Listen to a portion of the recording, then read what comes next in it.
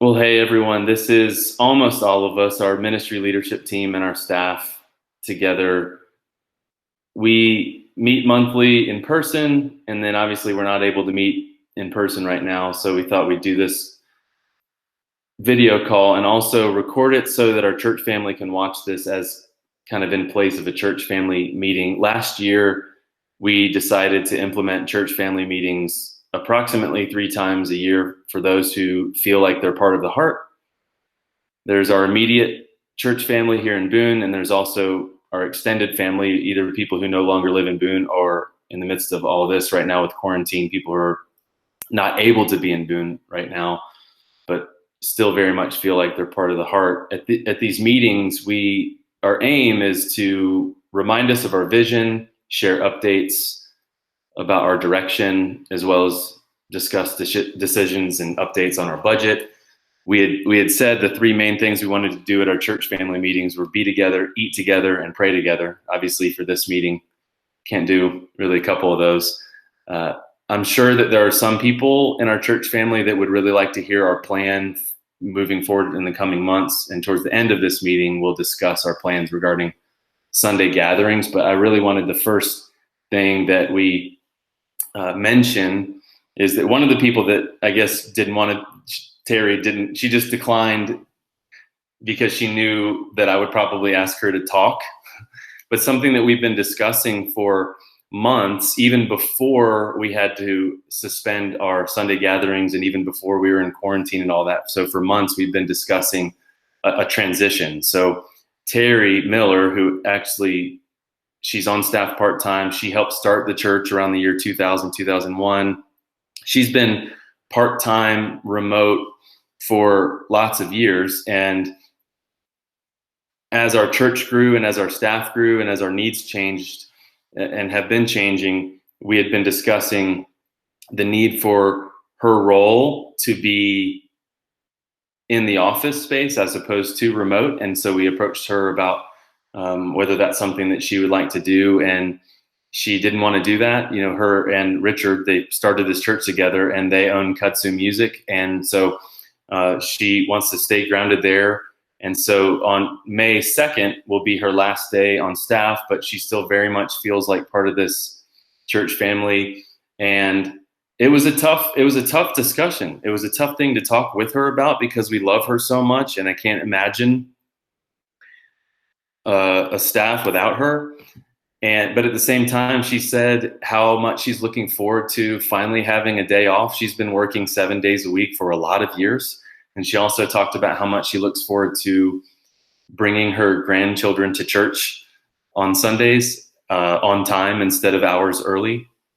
And so I kind of hope she would be at this meeting right now because I really wanted to take a few minutes to honor her. But I also just want to say that this is not the only time we'll be honoring her. One of the things about all the quarantine that has saddened me is that we are not able to do this transition the way that we wanted to. And so even though she's going to be transitioning off staff May 2nd, what I would love for us to do, Terry, if you watch this, whether you like it or not, we will be honoring you when we're all able to get together in person again. And I just wanted to say something real quick and open it up if anyone else wants to say anything about Terry, but totally want to give her an opportunity to share about all this if she wants to. But I remember when I was hired to be the pastor of this church, just her embrace of me, her welcome of me, her love for me, even before I was the pastor and I was attending the Heart, just her posture towards me, her unconditional love. She's not old enough to be my mom, more like older sister, but she has that mother energy in my life. And I'm just so thankful for all. I mean, there's so many things that she has done over the years that can be traced and so many that can't be traced, just the way that she has held this church together. And so in the coming months, whenever we're able to get back together in person as a church family, we're going to honor her in person. She's not going to want the microphone, and we won't force her to use that microphone, but the microphone at least will be an option for her if she wants to share. But just wanted to open up if anyone else wants to say anything, knowing that this is not the only time we're going to have to honor her, but just anyone want to share anything about about Terry. Yeah, Terry, I hope you are watching this. You have been the glue that has held us together all these years. Been working with Terry now for a little over 9 years, and it is hard to imagine not seeing her every week in our staff meetings and for work stuff. But I am so excited that she'll still be in the band, still doing her passion, which is playing keys in a band. But Terry, we love you so much. Thanks for being everything to us, really. We love you. I know for me, Terry has exhibited and shown me and taught me so much about what it truly means to have a servant's heart. And that's something that she definitely leads with, is her servanthood. And she does it in such just an impeccable and steadfast and easy way. It's really quite incredible. Just her work ethic when it comes to that, and recognizing that she does it with joy, but she does it with such quality as well. She takes it very seriously. And every interaction I have with her is just an absolute joy. It's oftentimes in the midst of doing something, and yet there's so much more going on than just the work that we happen to be doing at the time. And I too struggle with the idea that she won't be on staff, that she won't be there as that person every Sunday. She's becomes like such a foundational part of our Sunday morning routines. But like Jason said, I'm excited for what this next chapter looks like for her, the much deserved rest that she gets, the opportunity to maybe experience church in a different way than she's ever had. She has maybe for years. And yeah, just so grateful to her and for her in so many ways. Yeah, I'll just jump in as well and speak to you, Terry, hoping that you are watching. And for me, you're just a person who embodies peace and embodies kind of a everything's going to be okay kind of attitude. And I've valued that in so many different contexts, whether it's a Sunday morning or other stuff going on throughout the week, just to get a 2-minute connection with you and to feel my whole whatever's going on, any angst within me, just release because you are there and you're going to help everything be okay. And I'm going to miss that in lots of different ways, but I know that you'll still be around, and I know that I and all of us will still benefit from that. And so I'm amazingly thankful for you, Terry, for all that you've done. Yeah, so I have a I have a personal story about Terry, and it involves the day that I met her in person. And it was when Kudzu was still at the old location on 105, and Laura and I walked in the store, and we had visited it several times, and it was before we had started attending the Heart full time. And Laura and I walked in, and we decided to buy a ukulele, and it was in casual conversation that we were just talking about church, and I told her, this is before I even knew who she was, and Richard as well, but it was just a great story about her humility and her personality. Like, she wasn't, pompous about it or anything like that. But we were telling her that we had been visiting the Heart, and I asked her if she had heard of the Heart. And it was a case where she was just politely, yeah, we have. And she was just so genuine and didn't make me feel silly in the least. Little did I know at the time that I was talking to the founding pastor and wife of the Heart in their store. Just a great experience. And obviously many years later, having gotten to know her as a person and watching her serve with excellence and humility and grace on the worship team, I am really glad, Aaron, that we're still going to have her in the band. But yeah, as far as that goes, just really thankful to know her and Richard and their extended family as well. They're a wonderful part of our church, and I'm just honored to share that community with her. I didn't say this before, but the role that she's been playing, ministry support director, and so just so many things. I really don't know how to describe all of it, but there's a lot of administrative as you can imagine, but also with us being a mobile church, there are a lot of things regarding Sunday morning setup that we have an extensive volunteer team, but there was always this one person that was no matter what else is going on, there's going to be Terry that's going to help with those things. So the transition for the next role, and we don't know when that will be. Obviously, a lot of plans have been put on pause for now, but for the next staff person to be part-time, to be kind of a combination of office manager, human resources, and some other things like that. But we can get into that another time. But I just wanted to say one more quick thing is that, I had been in ministry my whole adult life leading up to becoming the pastor of the Heart, but I was like 30 years old, I think, and 30 or 31. And I remember going over to speak with Richard and Terry when it was official and transitioned to me as the pastor, and just her handing me a spreadsheet of the people of the church and handing me her and Richard handed me the phone. It was just like what do you call them? Cordless phone.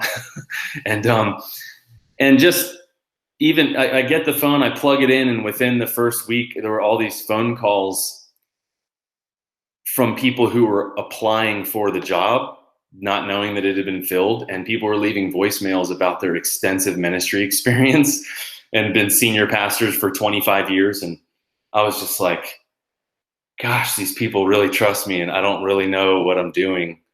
And she always and still does believe in me. So just was so thankful for so many things, including that. Well, if I didn't mention it already, I think I did, but what we have here it's our staff and our ministry leadership team together, although not all are present. So some have spoken already, and everyone's going to be sharing at some point. Maybe some of you in our church family don't know who all these people are. You don't know all the people on our staff and on our ministry leadership team. So we're going to take some time to talk about what we've been going through personally, as well as if you want to share vocationally, and then also how we've been staying connected within our church family in the midst of staying at home, in the midst of pressing pause on a lot of social things. So we will get to some future things, but before we get into future things and plans and theories about what the future holds, let's be in the present moment. A friend of mine said, leave the past in the hands of God's grace, the future in the hands of God's providence, and with a wide open heart, accept God's will in the present moment. And so we're in quarantine. We don't know when that ends. We don't know when we will gather again in person in small groups and medium-sized groups, and certainly don't know when we will be gathering again in large groups. So before we talk about hypothetical future, before we talk about plans for the future, just want to hear from you. How have you been doing personally? If you want to share any of that, professionally, and then also how have you been pursuing our one another extended focus as a church family? So Matt Dull is not on the call right now. His job is, as many of you, your jobs are very demanding, and he had a major deadline for his job that he's still in the midst of trying to finalize. But he's been on the ministry leadership team for years, and he is faithful, he is loving, he is gentle. He can seem quiet at times, but there's a gentle strength to that. He has so much leadership to offer, in particular in the area of servant leadership. So I'll just say that about you, Matt, even though you're not able to be here now. But Richard, would you share a bit about what's going on in your life? Sure thing. So I'm Richard Campbell. For those that don't know me, my wife and I have been going to the Heart for 7 years, ever since we moved back to Boone. This outbreak, this quarantine, has been a fairly frustrating time. I help run with family business, Boone Rental and Parties 2, and we have a location in Banner Elk as well. So the stressor in my life is, are we going to be able to keep paychecks coming to our employees? We've got about 30 full-time employees. many that have been with us for decades, and keeping their paychecks coming is my number one priority. Fortunately, praise God that construction industry is still able to continue working, so we're able to keep the lights on. I was telling Jason earlier today, my reaction goes up and down. You know, I'll think the sky is falling for a moment, and then I'll readjust, and I'll go, okay, well, God has provided this, and it readjusts my attitude to a much more positive and faithful outlook instead of focusing on the negative. Because I am grateful that we're able to keep the lights on, and I haven't had to let any of my full-time folks go. That's a tremendous blessing in what is very uncertain times. The biggest way I've tried to stay connected and fulfill one another is picking up the phone and calling people. Both part of our church community and reconnecting and reaching out to people that I've had relationships with but have withered. I've called friends that I haven't talked to in 2, 3, 4 years, and just to ask the question, how are you doing? How are things going? How you holding up? In reality, but also emotionally, spiritually, mentally. And every time I call someone, you know, some people, it's like they're waiting for that question to be asked and they're chomping at the bit to share their experience. Some people are still processing, don't want to share as much. But on the other end of the phone, there's always an appreciative tone in their voice, and almost caught off guard that someone's reaching out to them. And I'll be real honest, it probably brings me more of a blessing than it does them. Just getting an opportunity to share that experience with them and open that door for them if they're willing. Richard, can you briefly share about how, because you're the one that did the application process for us regarding PPP stuff. Can you explain that? Yeah, absolutely. So as I'm sure you all are aware, the PPP, or the Payroll Protection Plan, was an aspect of the massive stimulus package that the government passed a few weeks ago. The church, theHeart, has applied for the Payroll Protection Plan. Basically, what that is it's a very low interest loan of up to 2.5 times your organization's payroll to be paid for salaries so that people can continue working and not be laid off and hit the unemployment system, rent and utilities, and a couple other related items.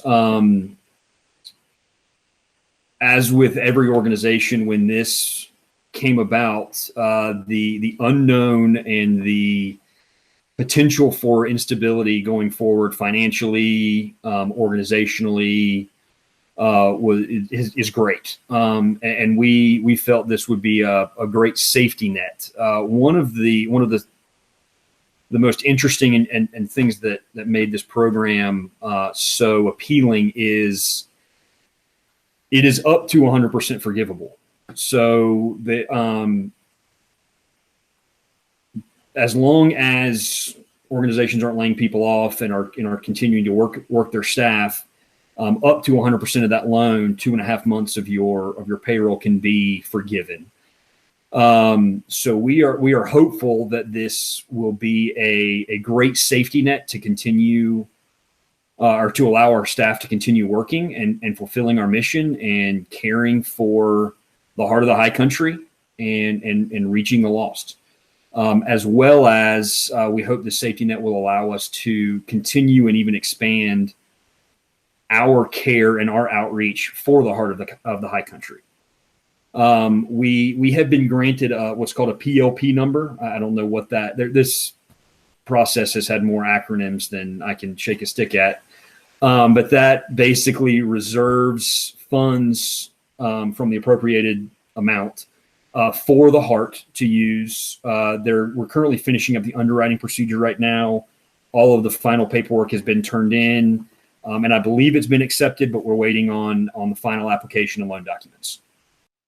Thanks so much, Richard. I appreciate you taking the time to do that. I know that you have a lot of similar things with more employees to be thinking about for your job, but I really appreciate you filling that out for us. Amanda, would you like to share?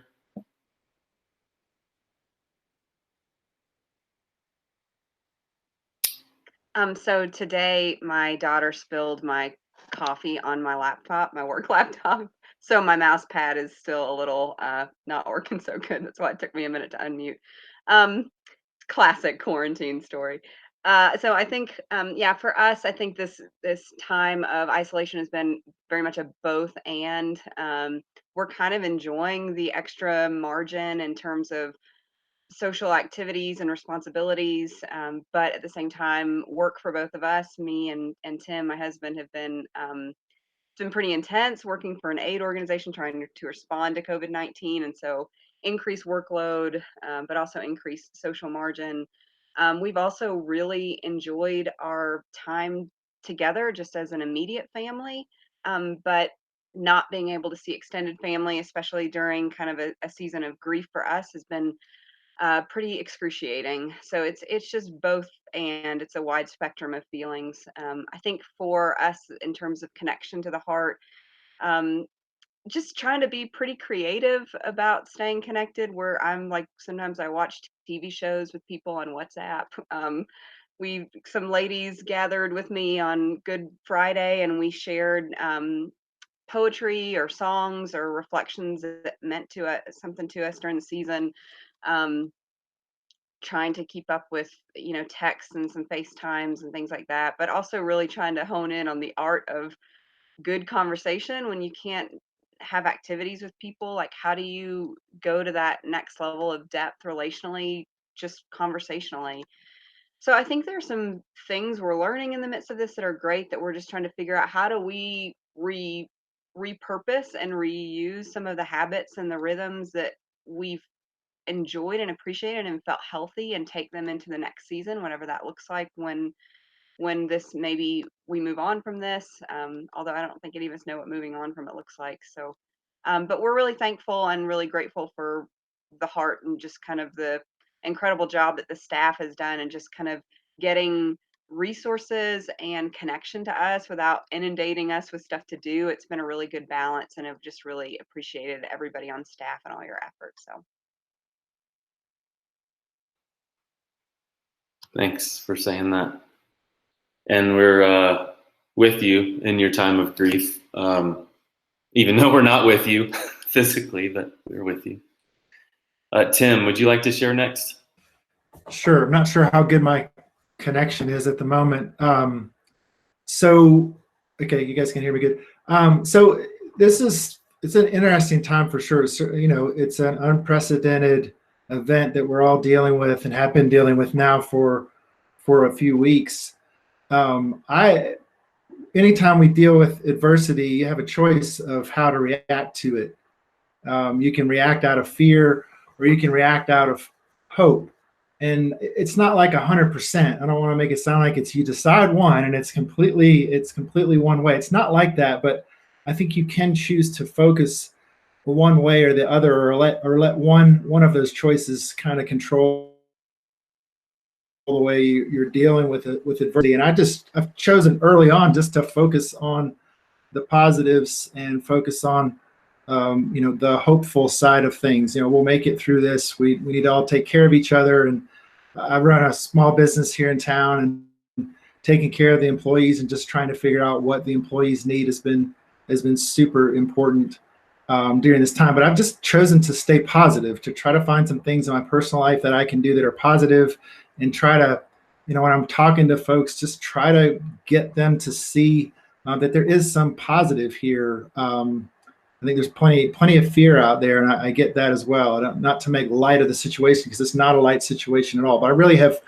focused on just hope and staying positive. And I'm doing okay so far. There's a lot of uncertainty with in the business world, the small business world, and we're seeking loans and that kind of thing to keep things going. But I'm just confident that things will be fine and we'll work through it. And so, in terms of staying connected, we've been doing small group video conferencing, and it's been great. We've been connecting with the Heart on Sunday mornings and watching the videos. We've been doing it on Sunday morning, even though you can watch it any time after it's released. There's something nice, I think, about that time in the morning when you would normally be we'd normally be meeting at the high school, just to do it at home around that same time. We've been following that a little bit, but the music has been amazing. Thank you, Aaron and Amanda and the whole crew. It's been just awesome, and the teaching has been great. And I've also been watching Ethan's videos as well, and they've been very entertaining. And so I think I'm proud of what we're doing as a church, and I've just been trying to stay connected that way. I look forward to meeting everybody and hanging out in person in the future, but for now, I'm just going to stay hopeful. Thanks. Tim, if I could interrupt real quick, Jason, your reaction and attitude throughout this situation as a small business owner has helped improve my attitude and outlook, and hopefully how I care for my employees. It's been an inspiration to me. Thank you.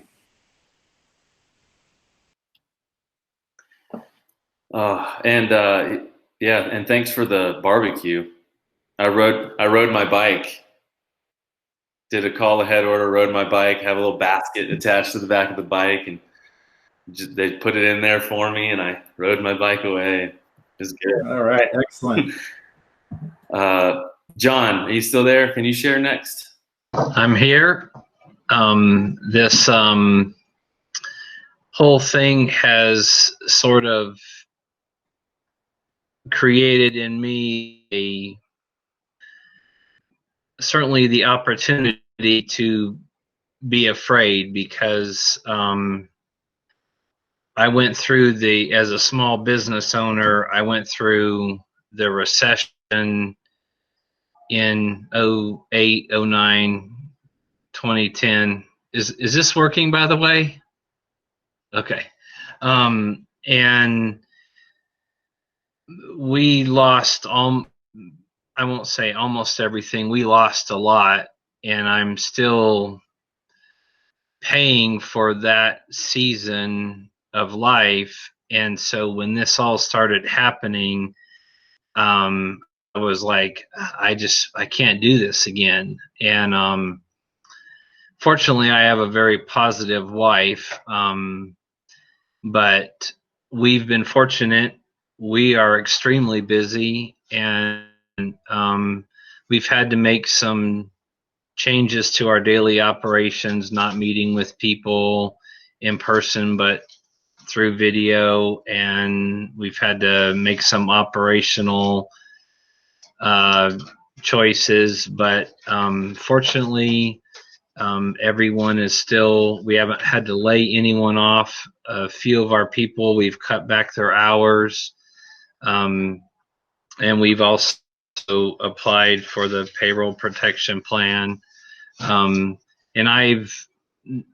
we have a showroom in Asheville too. And the other night I drove through downtown Asheville and just started praying for small business owners, because I know that some people have put their life into their business. And I was at a point, in 2008 where I was suicidal, because when you have creditors calling you all the time and you're losing, we went from 4 showrooms to 1. I mean, every day was just a struggle. And of course, good things did come out of it. My wife began a daycare back then, and that's become a big part of her life. now. But as I drove through Asheville, I just cried out to God on behalf of small business owners, and I worshiped, and I felt like in some small way that I was doing something on behalf of others. And so I have a couple of my close friends who are small business owners that I've been reaching out to on a regular basis. One of them, who's also my best friend, his father died of the virus. And so just, trying to connect with him every day. And we've also been doing our small group Thursdays through Zoom, and staying connected with our small group has been good. And we've been watching the videos. So I would say, overall, I feel like we're doing well, and I'm ready to, help people, 2 or 3 months down the road, when we see the potential fallout, is to not only be a person of compassion, but to be a church of compassion. And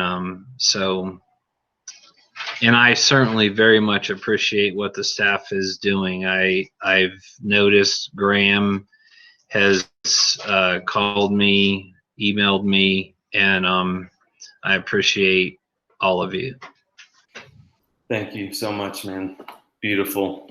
You're a really good example. Ray, you're up. Hey, peeps. So kind of just to echo what Tim said, and I have the fortunate privilege to be an employee of his, to kind of see firsthand how our business is operating, but just to really instill in my mind how to approach this pandemic. And it's been difficult, even before the pandemic became a problem in our country. Even earlier this year, it's been just a difficult year from the very beginning. We lost a pet recently, and just having to witness, global fear, and seeing what that does to people, and seeing the kind of bad things and bad emotions that it brings out is hard to witness. But again, thankfully, I've just been fortunate to be around people who have just embraced an opportunity to be positive, and be hopeful through it all. And the church is operating in the same way. And it's a slower pace for me personally, and for my wife Laura. We've slowed down quite a bit. We've always been kind of busy people. Like, we fill our calendars with things that we very much look forward to. And I think in lieu of staying positive through all of this, we have one great thing that I have enjoyed, is just slowing down for a little while. Being able to rest and talk to each other and enjoy a little bit of a slower routine, and look for things to do around the house and make things look prettier. Another positive thing, just thinking about the time of year it is. Springtime in the mountains is a beautiful time of year. I think that there is a certain coincidence there, maybe not.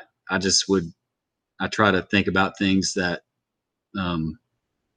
make me feel better in my heart, as far as what we can do for ourselves to get us through this. And I think it would be a little bit different if we were in a season of, the holidays, or like in the dead of winter, when things are really cold and treacherous, and difficult. I think just because we're in the time of year that we're in right now gives us, a sense of hope, and just getting outside and enjoying the great outdoors. As far as staying connected within the church, I've really been impressed with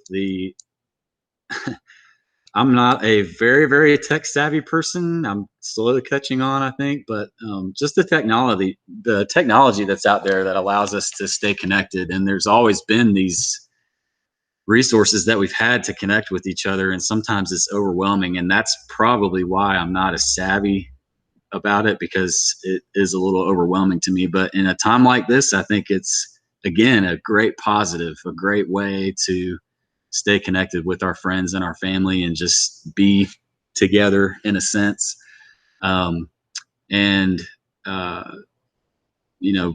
Doing small groups. Our small group has also done a couple of hangouts. We've done a couple of drive-bys and waved from a distance, and we've been driven by a couple times and waved for a distance, and stuffing things in people's mailboxes as a surprise. It's just nice little gestures that I think the people who are really embracing this as a positive and hopeful thing, it's contagious. And I think that that's something that we can cling to in this time, and staying connected within our church and just trying to make this world a better place, through little gestures and using technology to our advantage. So I've been really blessed by that. Been really blessed by what the church has done. I tell you, I really miss playing on Sunday mornings. Playing drums is my favorite thing to do. And it's also stress relief for me as well. I have another outlet of stress relief as far as music goes. I'm in a band on the side, and it is sort of, it's nice to be playing with them, and it's nice to let that stress out. But playing and worshiping at the same time, I've not yet found a replacement for that in my heart. And I look forward to when we get together again, and I know it's going to be a special, special time when we get to worship together in person. I'm very much looking forward to that. So that's where I'm at. Thanks for letting me share. That's the ministry leadership team. And for those watching that don't really understand what that is, a ministry leadership team or a team of volunteer servant leaders who help to make some of the biggest decisions in our church. So our staff, we say we have mutual submission, right? So there's a paid staff, and then there's a volunteer ministry leadership team serving in many ways, maybe like some churches would refer to it as an elder board or deacons or a combination. I think of it more like the Ents in Lord of the Rings.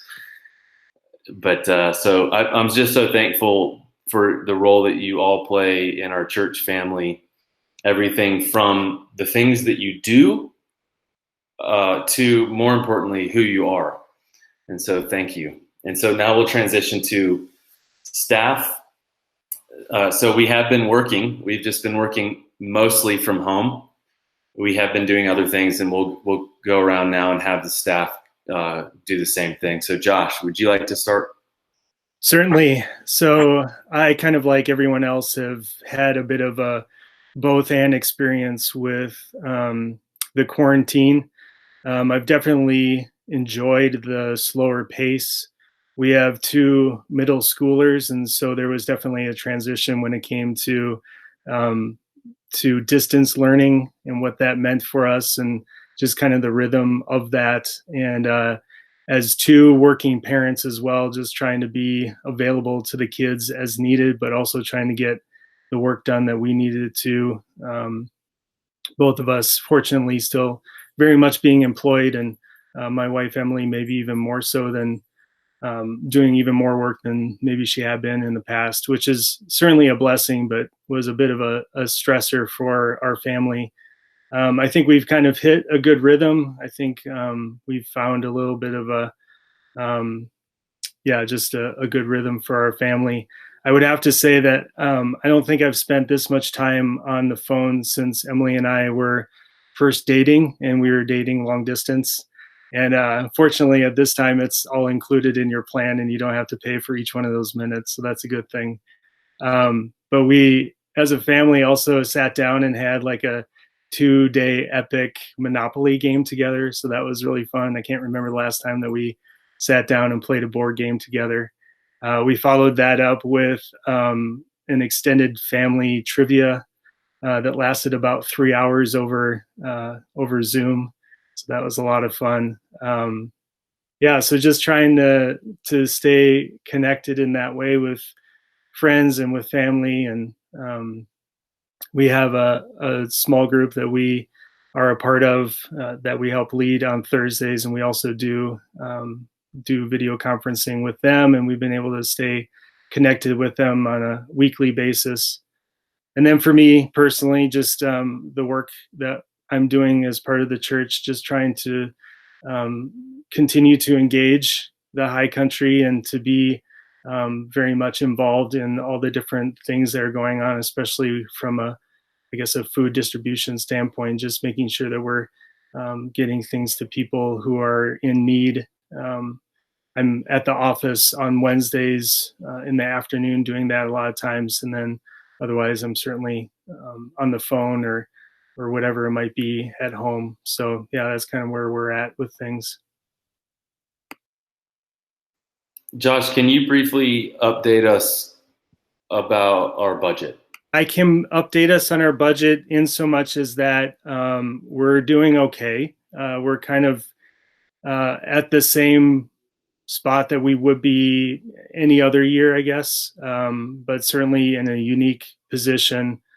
We're heading into this, or the end of this month, I guess, not having had to pay for our facilities at the high school. So that certainly has been a cost savings for us. We're not paying for coffee, obviously. So a lot of the things that are associated with Sunday mornings, as far as expenses are concerned, we're not paying for those things. So that's a benefit to us.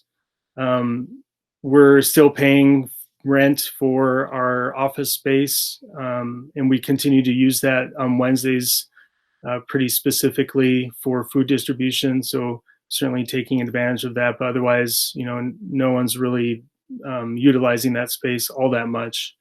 But yeah, I mean, for the most part, I've been incredibly impressed with just the generosity of our church family and the way that giving continues to be at an incredible level, when you would think that that might be the first thing to go for a lot of folks who are trying to make ends meet. And so it gives me a lot of hope and a lot of perspective as well, that people feel that that is a priority for them, and they continue to give. I'll mention this in an update later, but we've actually raised quite a bit of money specifically for our coronavirus response efforts. And so that's also been amazing. I always say that I'm always so impressed at the generosity of our church family. And, in times like this where there's so much uncertainty, you never know what you'll experience. And yet things seem to be right in line with the way that they've always been, which is such a blessing, and gives me great hope for what things will look like for the future, and when we finally get back together with one another. Thanks, Josh. Aaron, can you go next? Yes. Hello. Life for us has been interesting.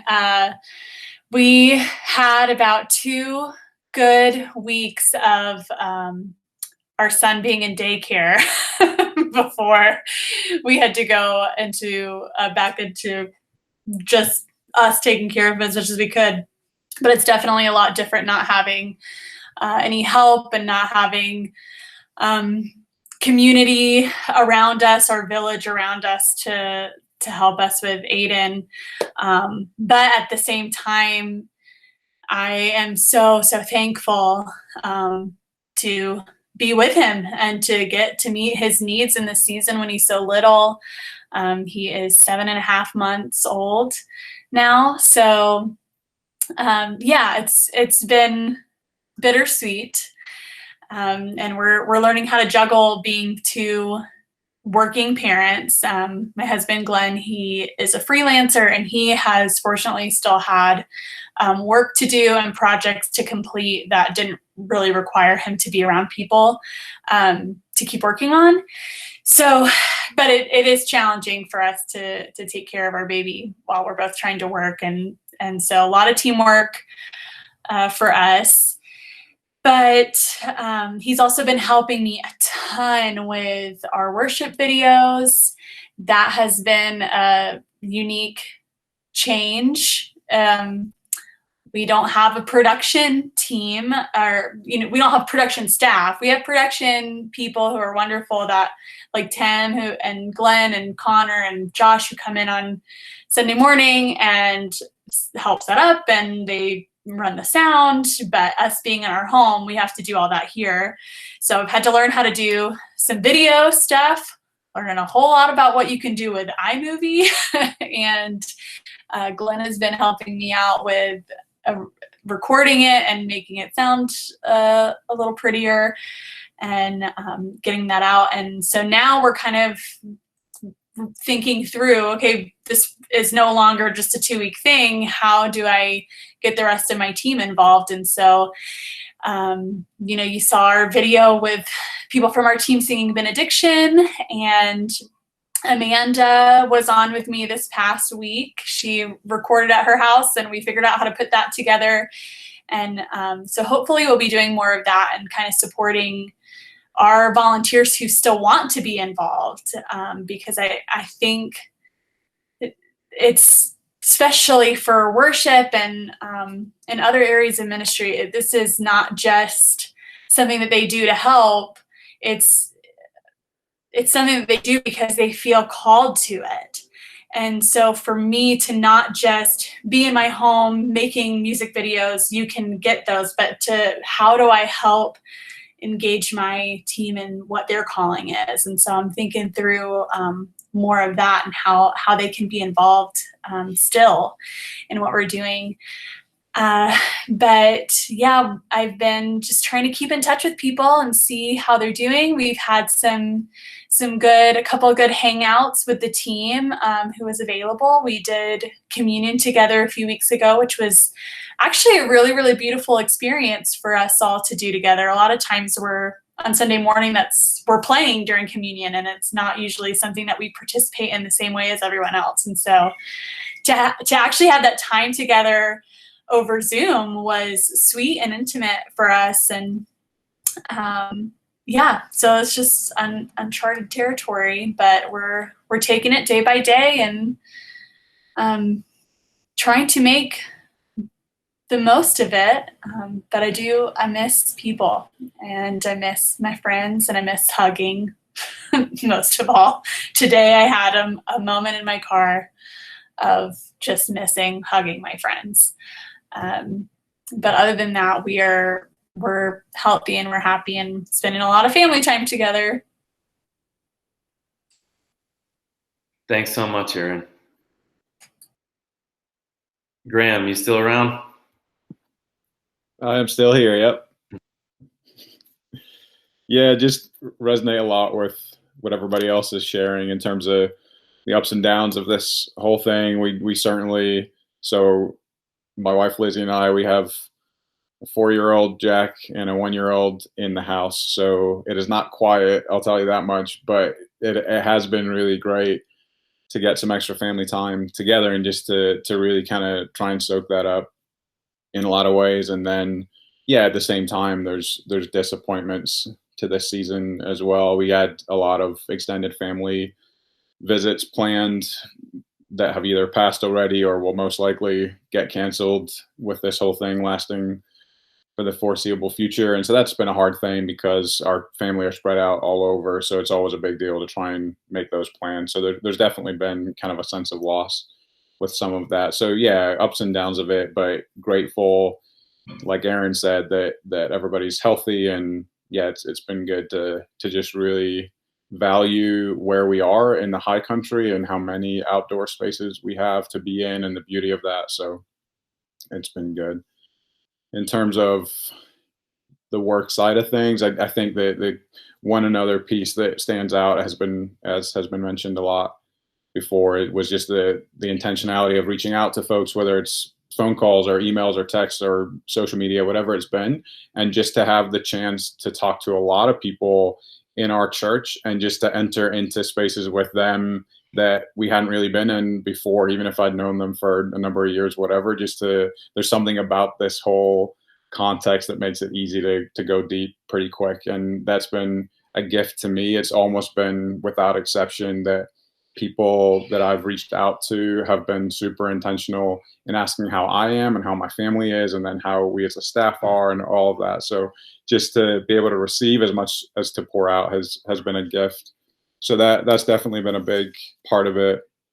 We've also had just ongoing benevolence cases, some that are connected to the whole COVID-19 reality and some that are not. And as Josh mentioned, we've been able to add to some of that funding because of people giving directly to COVID-19. So being able to come alongside people in a really practical, tangible way of helping with finances or whatever it might be has also been really incredible. And hopefully we can do more and more of that, especially as this thing lasts longer and longer, and maybe people who initially were okay are now hitting a bit of a hard spot, whatever that might look like. We can hopefully come alongside folks. And then just sort of more broadly in terms of the community as a whole. So I think people are somewhat aware that I've done some work with the WCCI, so the Watauga Compassionate Community Initiative, which is a lot of different stakeholders in the community who are seeking to help our community become trauma informed in the way that we go about business and the medical community and the university and all those things. So I've been involved in that for a while. And with the intensity of this situation that we're in now, there's a lot of people who need a lot of help in the community. So I've been involved still with WCCI and trying to make some decisions about how to get some resiliency tools out into the community, how to walk with people who already were in kind of a hard spot, and this just kind of exacerbates it. So it's been a blessing to be part of that work as well, and just to kind of represent the heart and the faith community and some of those pieces within that too. So yeah, it's been good overall. Thanks. Well, next up is kind of in the category of Next Generations ministry. Ethan, our Next Generations director, he's on paternity leave right now. He and Taylor, they just had their third child, so he's on paternity leave. So we have Hannah Siegel with us, who's the multiple year intern extraordinaire involved in youth ministry internship programs. So Hannah, can you share a little bit as well? Yeah, for sure. So for those of you who don't know me, my name is Hannah, and this is my 6th semester as a Heart intern. So it's kind of crazy. This is my 2nd semester, my senior year, so it's kind of a strange time, I guess, for all of this to be happening. But yeah, Ethan just asked me to kind of step in, and he asked me to be him for this meeting, and I said that's physically impossible, because if you know him at all, you know that that's really big shoes to fill. That man literally does everything. I don't know how he does it. But I said, I will try to do this justice and speak of at least to the younger ones in our congregation. So yeah, I think honestly, the biggest way that I have felt community during this and have experienced this idea of loving one another and caring for one another has been because of the ministries of the heart. Specifically the ones that I have, been attentive to over the last 3 years. Something that my time interning has taught me for sure is that these areas that I've served in, mostly youth ministry, has just shown me that I can serve all I want, but I'm going to end up getting way more back than I could ever pour out. And that has been proven to me so true during this time specifically. If you know me at all, you know that I'm incredibly extroverted. I was not built for this. I was not built for all this introvert time.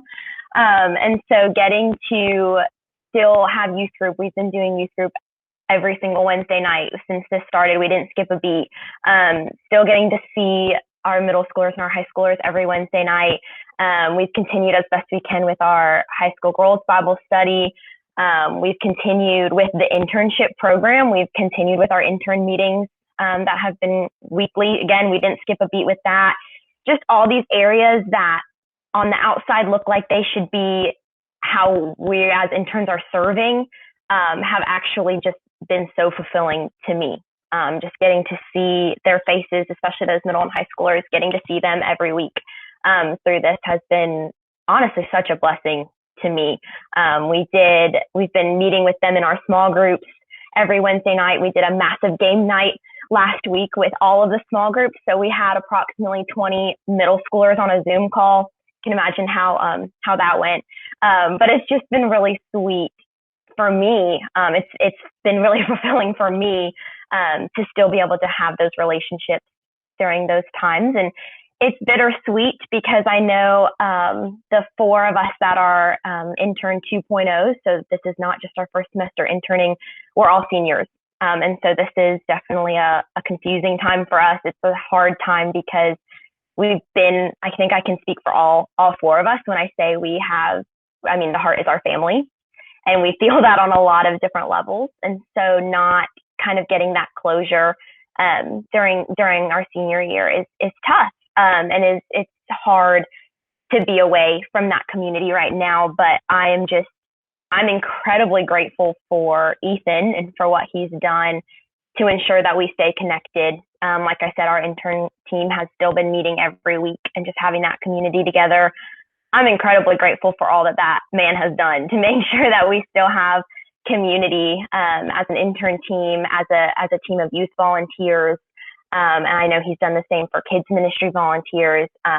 Just all that he has done to ensure that in this time where it looks really iffy for a lot of people in terms of even connecting at all, he's just kind of gone above and beyond. And so I'm super grateful to be a recipient of that, to serve alongside of him, but then also to feel so fulfilled simultaneously with that has been such a blessing. So yeah, it's kind of an update about Next Generation's ministry thrown in there.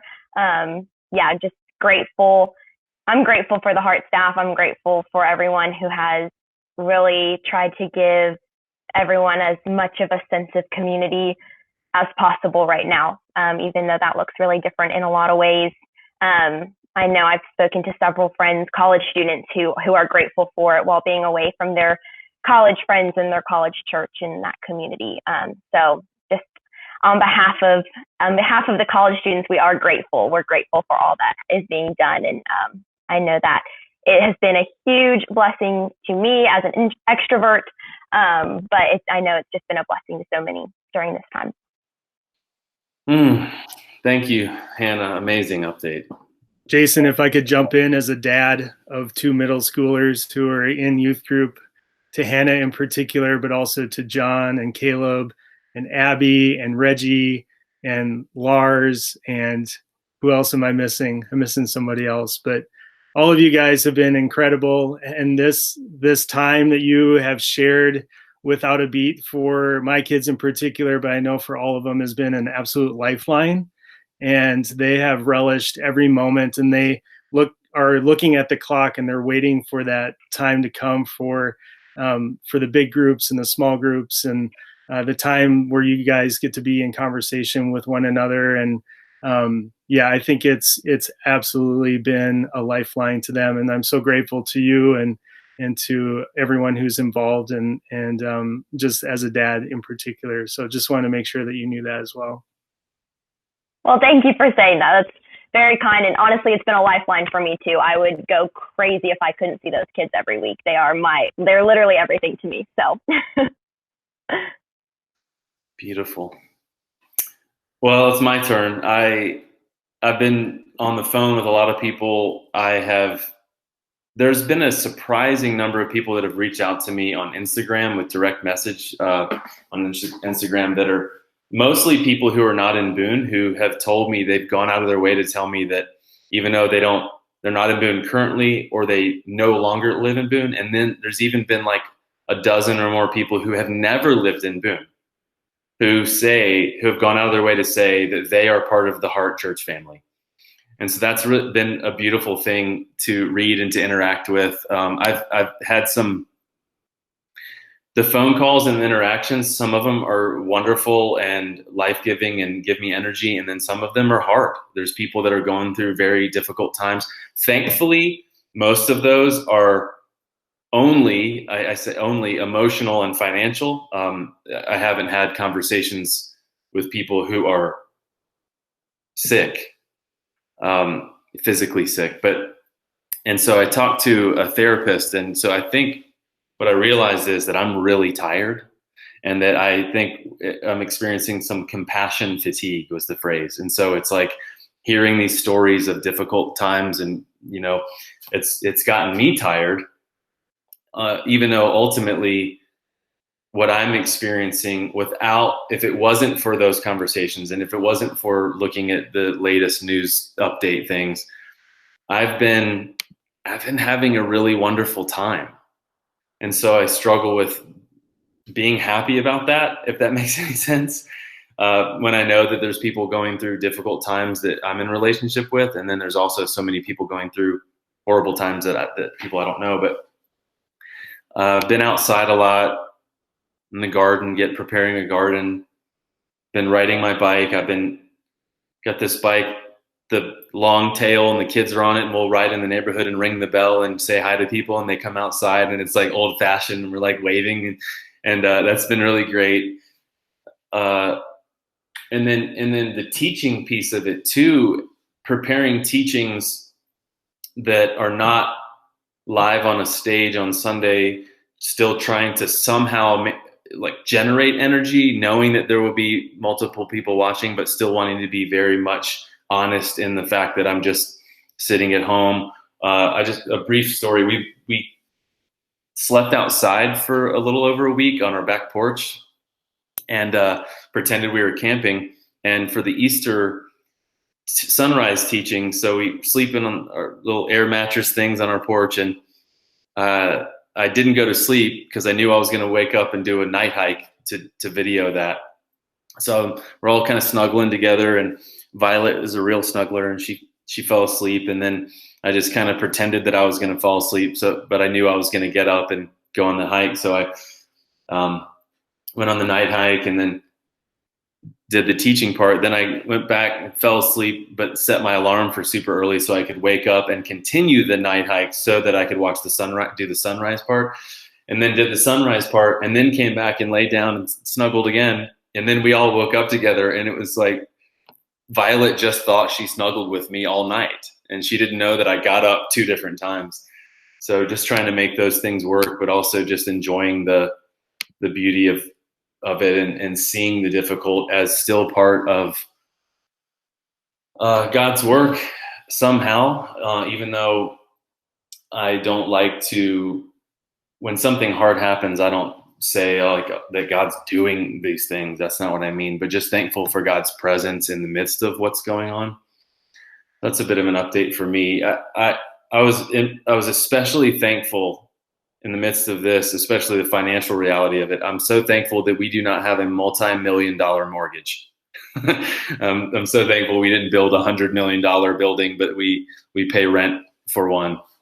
I normally don't see any finances of when people give, but because of our situation now and the office closed, every once in a while I'll come in and there'll be an envelope, and it won't say, I don't know if it's a check or anything. It's just filled out or the envelope says the heart, and I'll open it. And just seeing, I mean, there's been 4-figure checks. There's even a check that came in for $27 for coronavirus response. And it's just been beautiful to see people's response financially in the midst of this. I know some people who have told me that they have dual income, a married couple, dual income.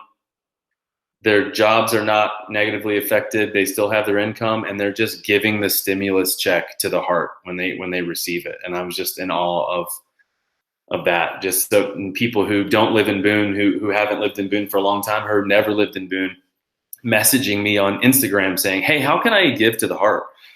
It's a crazy feeling.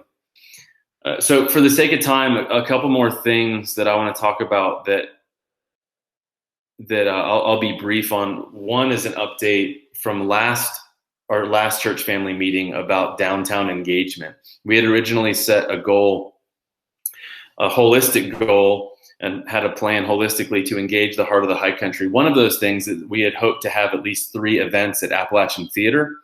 So any and all plans for that aspect of our downtown engagement, we're just postponing indefinitely, not worrying about that right now. But however, we have a downtown engagement team. They've been brainstorming about creative ways to engage downtown as we reorient, including ideas such as First Friday, the art crawl, maybe hosting, opening up our office and the garage of our office for some art and some live music. So we are doing ongoing downtown engagement. We're the food distribution that Josh mentioned, as well as still hoping to actively engage the heart of the high country as we're allowed to reorient socially.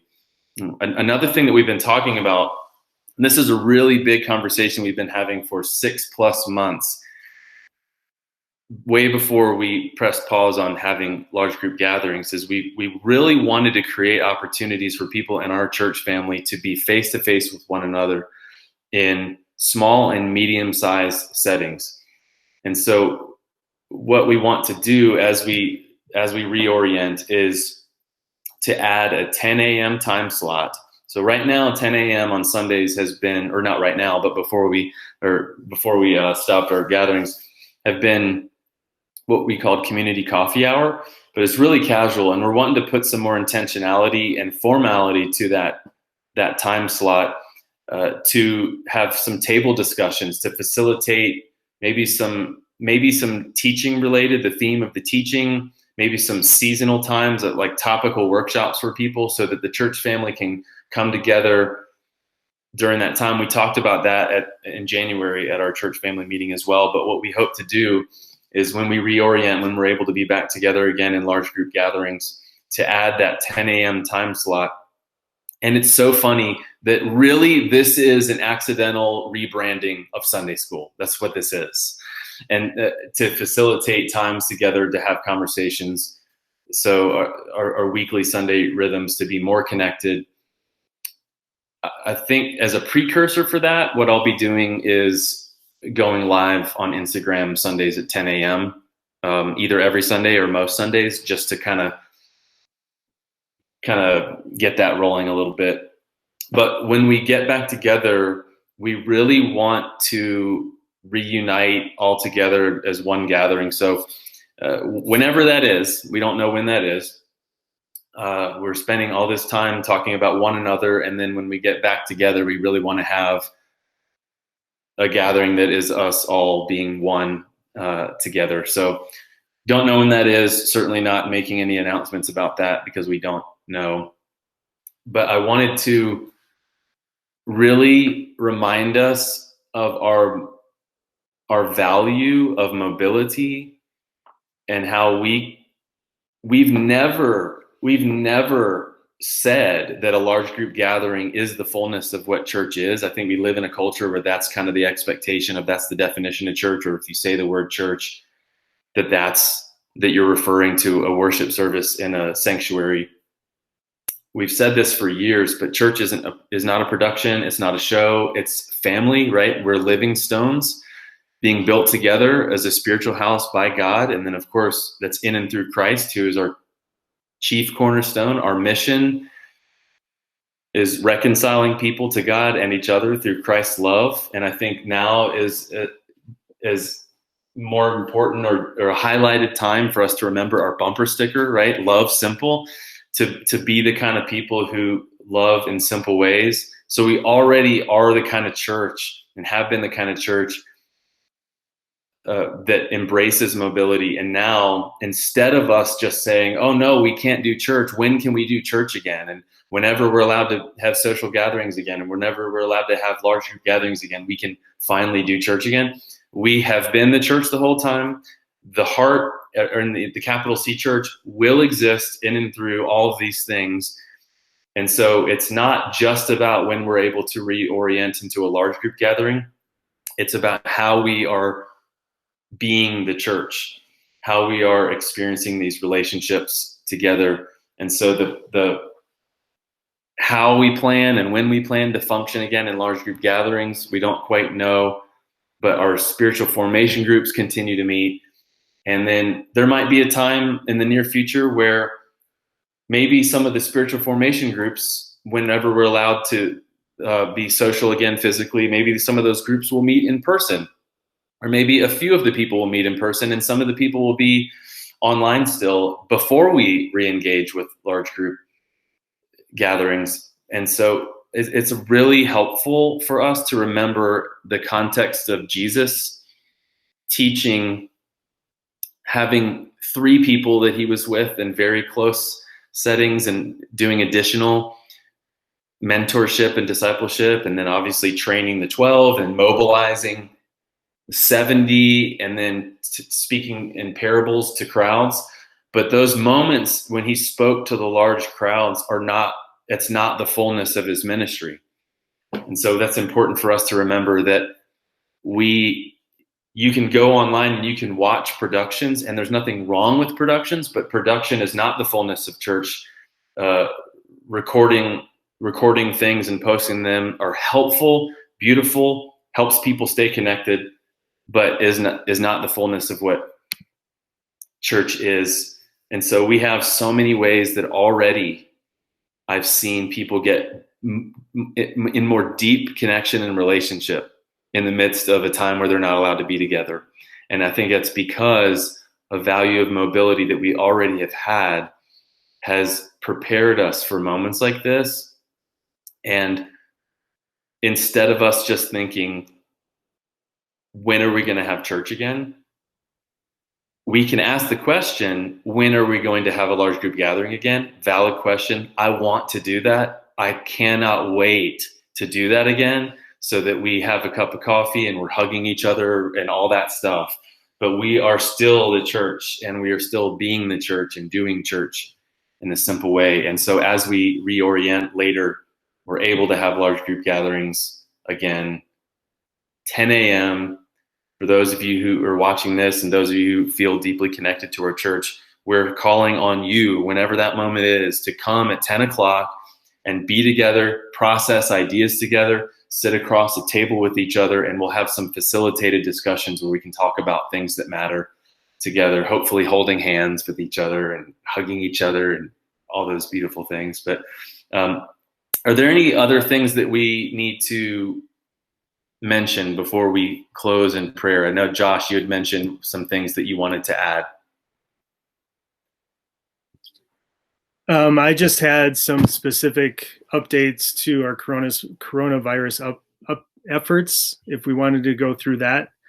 I'll just go through these things very quickly, but just to give you a sense of some of the things that we're trying to do in order to engage and continue to engage even in the midst of quarantine and everything. So as we mentioned before, we've added a special page on our website that includes a whole list of things that are going on in the community that we're a part of or know about. And that's at theheart.us/coronavirus-response, where you can go to our homepage and find the link in the upper right corner.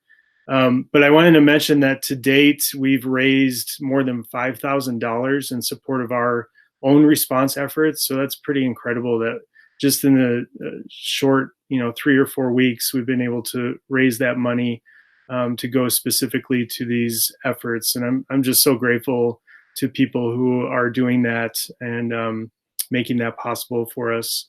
As we mentioned, we partnered with other faith communities and the public schools to establish a food distribution point at our church office downtown. And it's one of several that are located throughout the county. And every Wednesday from 1 to 4 p.m., we give out boxes of food. And since March, when this all kind of was established, we've distributed 65 boxes to families and individuals in need. And as a part of that, we were recently able to donate $2,100 to Blowing Rock Cares, which is the local food pantry that we partner with for this food distribution. And that all goes towards the cost of purchasing those items for our boxes. As Graham mentioned, we've worked with people at the Heart who've been out of work to help them cover their bills or other expenses. And then we've committed to preparing and serving an additional meal at Hospitality House on the second Sunday of every month. And so April this month was the first month that we were able to provide 2 meals at Hospitality House. The Heart purchases those ingredients for the handmade meals that we make at about $130 per meal. And then that recipe makes enough to serve 120 people. So it goes a long way for, pretty small amount of money. And we'll continue to do that for as long as needed. So if you want to be a part of that, just let us know. We've sent dozens of cards and decorations to residents and caregivers at Ash Assisted Living and Memory Care. And right now there's a significant need for cloth masks. So if you are able to do any sewing or have an interest in maybe learning that skill as we're quarantined, you can certainly do that. And we'll be collecting those at our church office on Wednesdays from 1 to 4 p.m. So that's kind of it from just kind of our response efforts. But I thought I'd share just a few interesting statistics from our mobile church efforts. So all the videos that we've been putting online, as Aaron mentioned, as a staff, we're learning a lot about iMovie. And some of us are definitely more or better versed at it than others. If you want an example, you can go check out Ethan's productions, and then you can go look at mine. So, right now, as we stand, just in this time period that we've been putting more effort into going with videos online, our videos have been viewed 4,200 times on YouTube by 1,600 unique viewers. And in this time frame, we've gained 80 subscribers to our YouTube channel. And this was interesting. There's a total watch time of our mobile church videos on YouTube of 439 hours. So that was a pretty interesting statistic for those of you who keep track at home. But anyway, it's pretty cool to see that because of our value of mobility that we've been able to pivot pretty effectively to just put out these very simple videos, and that people are taking time to watch them. And I think that just shows the level of engagement that people have with the Heart. And I've heard many stories of people just saying how appreciative they are of our efforts, of the messages and the kids' messages and the worship and all of those things. And so I'm just so grateful to our staff having been able to relatively seamlessly kind of make that change. Definitely knowing our limitations when it comes to production value, but gratefully having a grace-filled church family who are still willing to watch. So that's been pretty awesome. But yeah, I just wanted to share those updates with everyone. And I'll just add, for every number or every view on there, I mean, I know there's people that have been sitting in the living room together with the people that they live with watching. So it's that one view represents multiple people. And I think what's more important than the number itself is what that represents as far as connection, because we're not wanting to encourage a culture of observance or consumerism. This is more of like, because of the times we find ourselves in, all we can do is this digital stuff for now. And what we're all hoping is that there's people who feel deeply part of the church family, who these resources are supplemental for relationship and spiritual formation. So if you're still watching towards the end of this, if you have a need to connect relationally and you don't have those ongoing relationships, please reach out to us. You can email us. There's a feature on our website, a chat feature. Just let us know, because again, when we reorient, it's going to be such a beautiful time. Instead of just saying, oh, the product is now on the stage instead of the screen, it's going to be a time of embracing one another and living out these principles, not just watching about them. And so I want to close with I'll close us in prayer, but just kind of a reminder that this is a collective trauma that we're experiencing, and that we all experience it in different ways, and our emotions matter, and they might be, if you're like me, then your emotions are a roller coaster.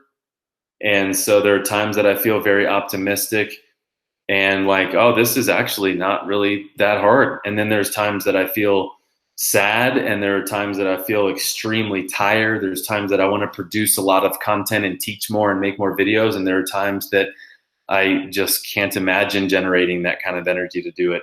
There's times that I'm reading deep theological and emotional things, and then in addition to that, my stack of books keeps getting higher, not lower, because I keep thinking I'm going to accomplish more reading and more doing, and then for whatever reason, I just don't feel in the mood to do some of those things, and that I just got to admit that and hold that as holy also.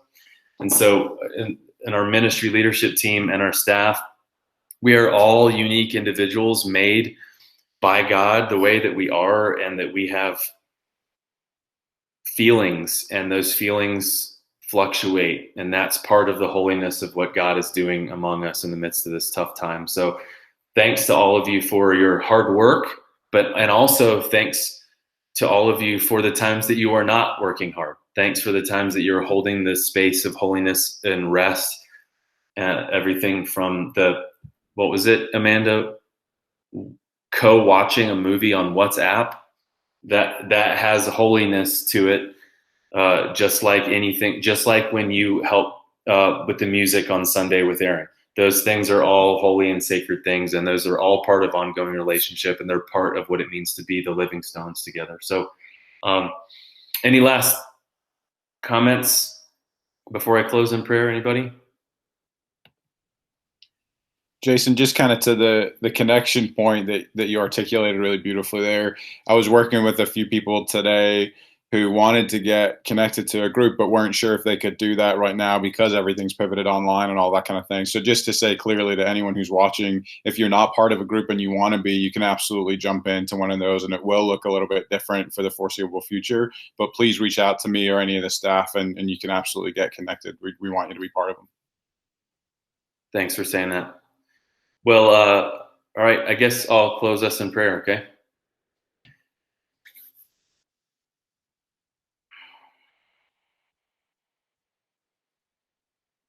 Lord, we trust your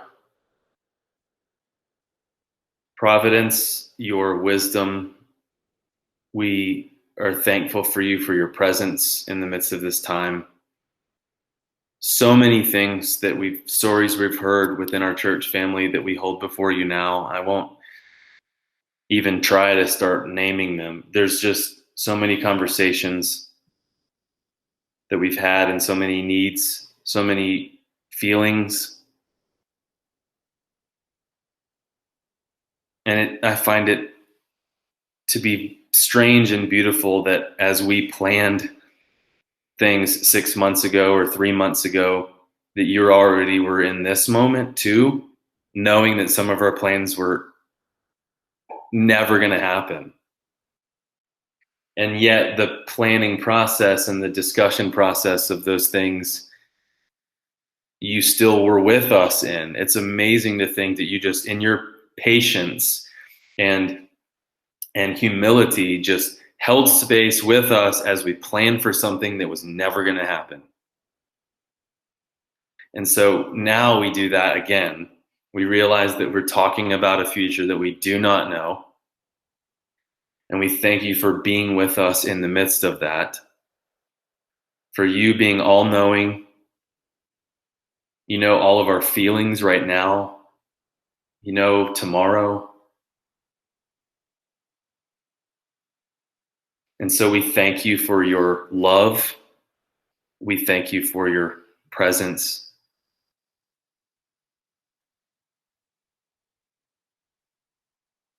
I thank you for this team.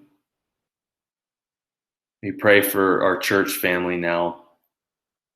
that you would draw us closer and closer to one another as sisters and brothers in and through Christ. And we pray in his name. Amen.